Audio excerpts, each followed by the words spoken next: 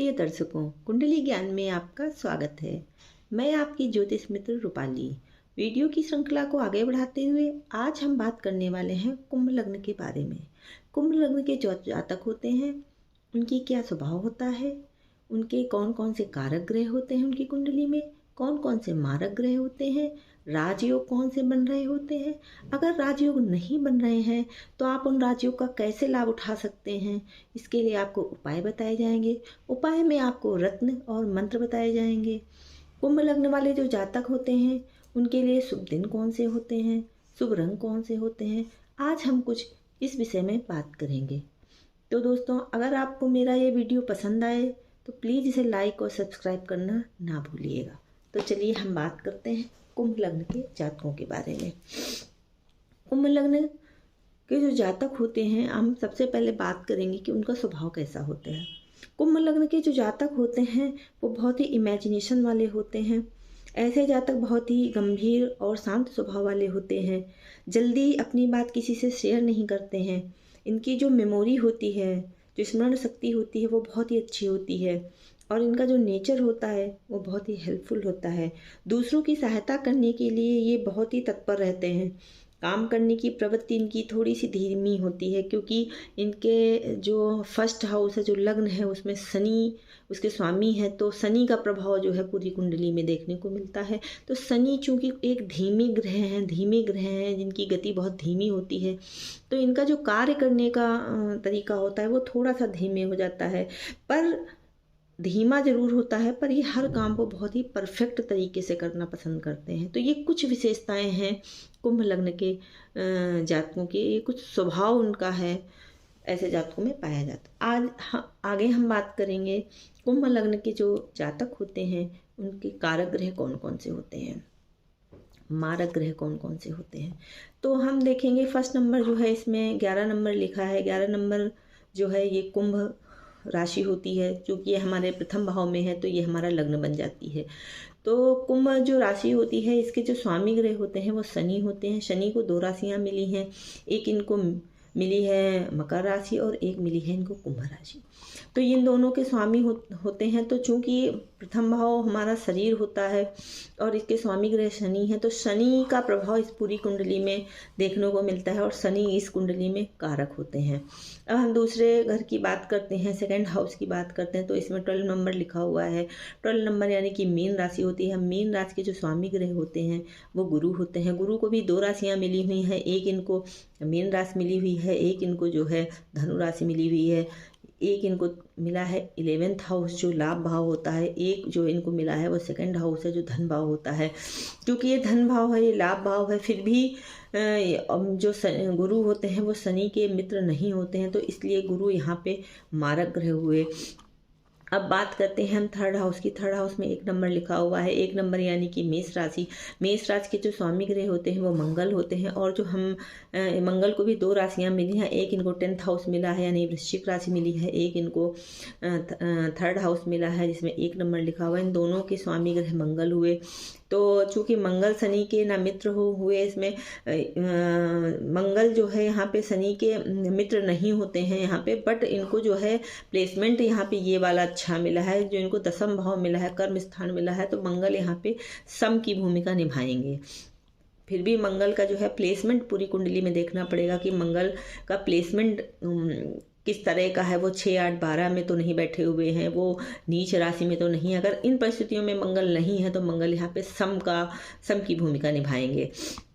अब हम आते हैं अपने 4th हाउस में। 4th हाउस में 2 नंबर लिखा हुआ है। 2 नंबर वृष राशि होती है। वृष राशि के स्वामी ग्रह शुक्र होते हैं। शुक्र को भी 2 राशियां मिली हैं, एक इनको जो है तुला राशि मिली है जो इनका भाग्य भाव है, एक इनको चतुर्थ भाव यानी सुख का भाव मिला। दोनों ही भाव बहुत अच्छे हैं और जो ये स्वामी ग्रह शुक्र हैं वो शनि के परम मित्र हैं। तो इस पूरी कुंडली में शुक्र सबसे ज़्यादा कारक ग्रह हुए।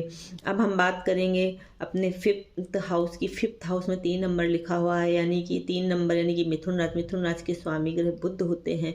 बुध को भी 2 राशियां मिली हैं, एक इनको मिली है कन्या राशि और एक इनको मिली है मिथुन राशि। एक इनको मिला है 8वां घर, एक इनको मिला है 5th हाउस। तो ये इनका हुआ ज्ञान बुद्धि संतान का घर।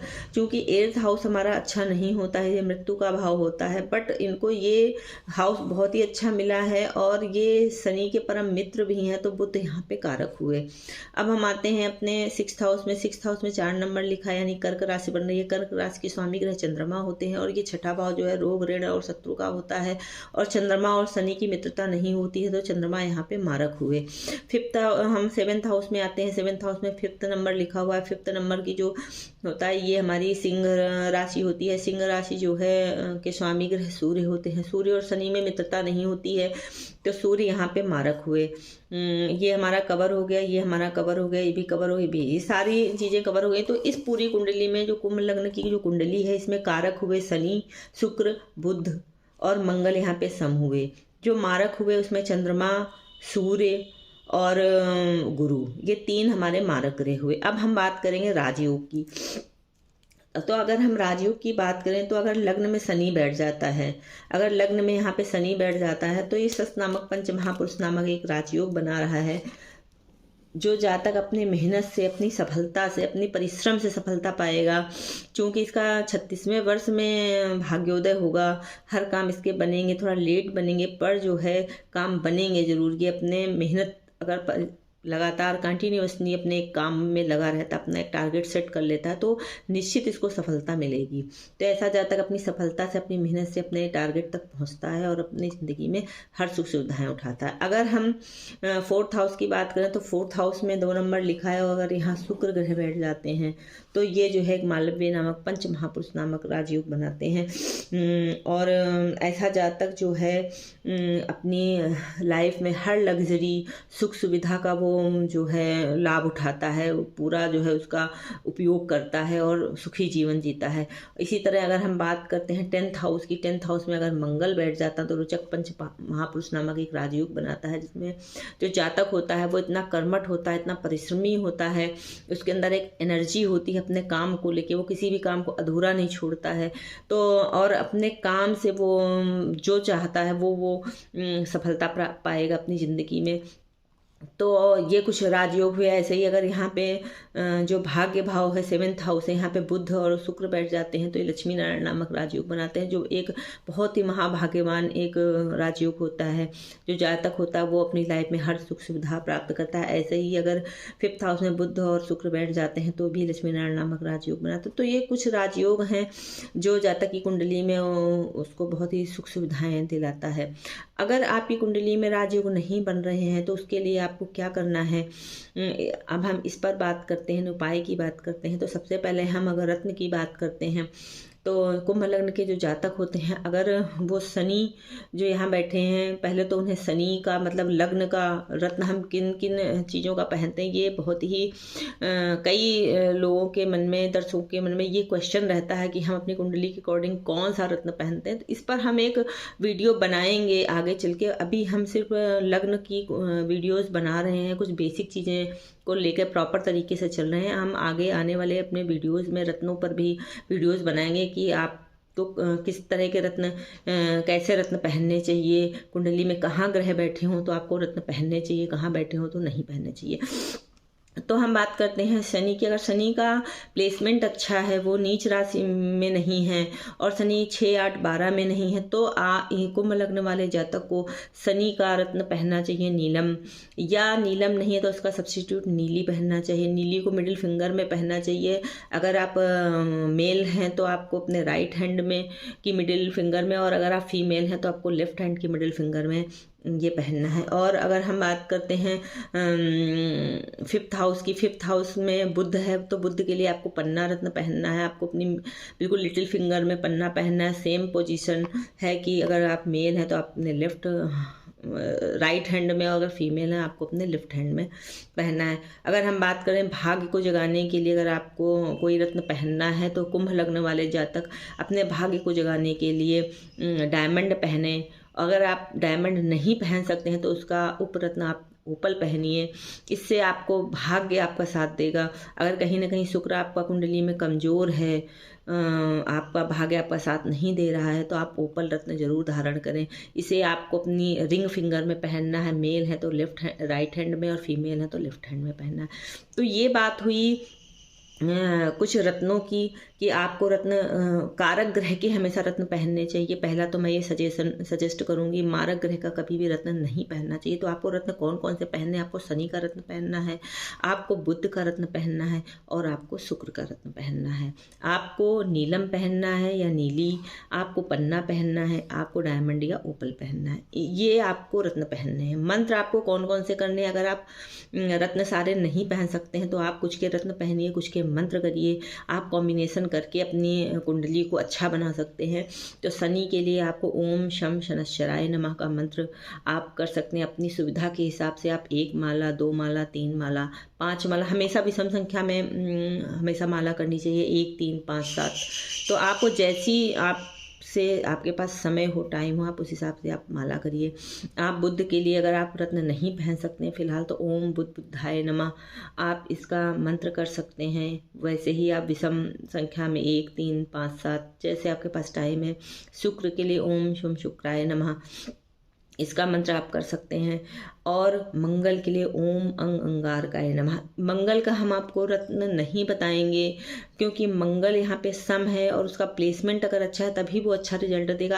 अदरवाइज अगर आप मंत्र करते हैं तो अगर मंगल का प्लेसमेंट नहीं भी अच्छा है तो भी वो अच्छा रिजल्ट देगा। इसलिए मंगल के लिए मैं मंत्र पे ज़्यादा फोकस करूँगी, ज़्यादा आपको बता रही हूँ। मंत्र ही आप करें तो ज़्यादा बेस्ट होगा आपके लिए, बशर्ते आप रत्न पहने। तो आप कुछ चीज़ों का रत्न पहन सकते हैं, कुछ ग्रहों के आप मंत्र कर सकते हैं। ऐसे आप कॉम्बिनेशन करके आप अपनी कुंडली को और मजबूत बना सकते हैं। और जो ग्रह आपके मारक हैं, मारक ग्रहों को शांत करने के लिए आप गुरु का दान करिए, आप चंद्रमा का दान करिए, आप सूर्य का दान करिए। तो आपके मारक ग्रह जो आपकी ज़िंदगी में संघर्ष पैदा कर रहे हैं वो संघर्ष थोड़ा सा आपकी लाइफ में कम हो जाएगा। तो मारक ग्रहों का आपको दान करना है और जो कारक ग्रह हैं उनका आपको मंत्र जाप करके या रत्न पहन के उनको मजबूत करना है, जिससे आपकी कुंडली में मजबूती आएगी। और जो ग्रह आपको परेशान कर रहे हैं वो थोड़े से आपको कम परेशान करेंगे। तो कुंभ लग्न वाले जातक की रही कारक ग्रह की बात, मारक ग्रह की बात, राजयोग, उपाय, मंत्र और रत्न, इनकी हमने बात की। अब हम बात करेंगे शुभ दिन और शुभ रंग कौन कौन से होते हैं। तो कुंभ लग्न वाले जो जातक उनके होते हैं उनके लिए जो शुभ दिन होता है वो एक शनिवार का दिन उनके लिए शुभ होता है, मंगलवार का दिन उनके लिए शुभ होता है, शुक्रवार का दिन शुभ होता है और बुधवार का दिन शुभ होता है। कोई भी काम अगर इनको करना है तो ये अगर इन दिनों में करते हैं तो इनके लिए बहुत अच्छा रहेगा। शुभ रंग कौन कौन से होते हैं? तो इनके लिए नीला रंग, सफ़ेद रंग और हरा रंग, और ये रंग इनके लिए बहुत ही शुभ रहेंगे। और इनको हमेशा पीले रंग से, लाल रंग से और इन रंगों से इनको थोड़ा सा अवॉइड करना चाहिए, थोड़ा सा दूरी बना के रहनी चाहिए। तो ये आज हमने बात की कुंभ लग्न वाले जातकों की कुंडली के बारे में। अगर दोस्तों आपको मेरा वीडियो पसंद आया हो तो प्लीज़ इसे लाइक और सब्सक्राइब करना ना भूलिएगा। जय श्री कृष्णा।